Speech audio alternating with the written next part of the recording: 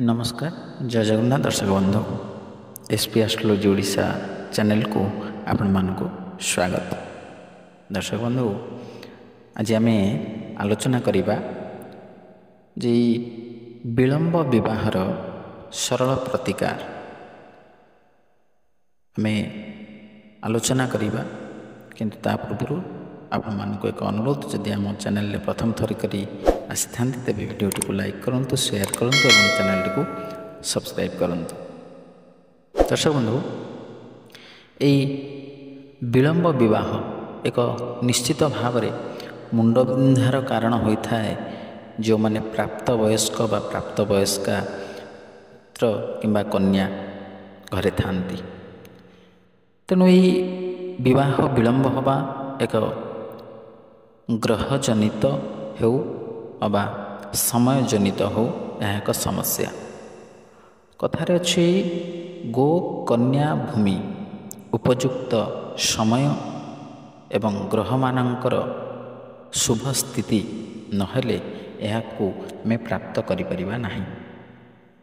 तो सही ग्रह मानकर स्थिति को शुभ करिबा पाई अनेक गुड़िए प्रतिकार अच्छी। से मध्यनु आम आज गोटे प्रतिकार विषय जानिबा, जहाँकि बहु परीक्षित एवं फलदायक निश्चित भाव में रहिबा आपणक पई।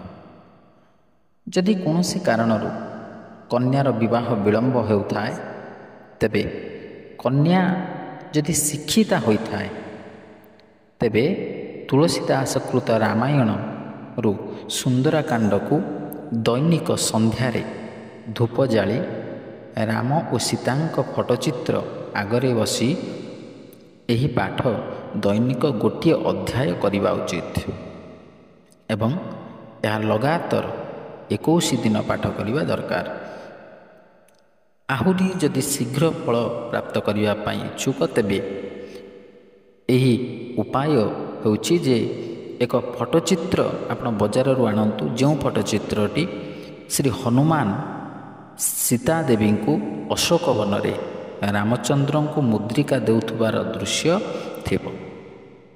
यही चित्र रखी आपण पूजा घरे किंबा अन्य घरे उत्तर दिग को मुख करी आसन रे बसी धूप लगाई सीताराम को प्रणाम तथा हनुमान को प्रणाम करी निजर मनस्कामना जणाइबे। रामायण पाठ करिबा परे निश्चित भाव में आपण प्रभु को क्षमा प्रार्थना करेंगे, कारण पाठ कला बेले जदि कौनसी भूल त्रुटि रही थाए ताहा क्षमा हो जिवो।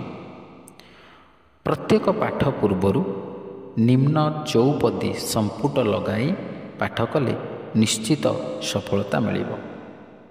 संपुट चौपदीटी होछि, जब जनक पाई विशिष्ट आयस ब्याह साज संबरिके मांडवी श्रुत कीरित उर्मिला कुंवरी लाई हंकारिके। सुंदरकांडर प्रत्येक चौपाई प्रथमे और शेष उपरोक्त संपुट चौपाई पाठ करने उचित। जेकोसी शुक्ल पक्षर प्रथम शुक्रवार ठारू पाठ आरंभ करी 21 दिन लगातार पाठ करिवे।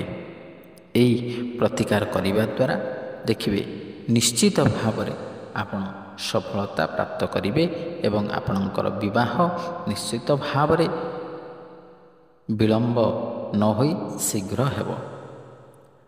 दर्शक बंधु यही प्रतिकारटी को करिबा समय रे सर्वदा आपण ध्यानर सहित भक्तिर सहित करवा उचित एवं रामचंद्र एवं सीता निश्चित भाव में आपण को आपणकर मनस्कामना पूरण करेंगे बोली मोर आशा एवं विश्वास। आशा करे ये वीडियोटी आपको भल लगी, जदि भल लगी तेरे वीडियोटी को लाइक करूँ, शेयर करूँ और आपणकर सुचिंतित मतामत देवाक जमे भूलुनी। आज विदाय दिंतु, रही। नमस्कार, जय जगन्नाथ।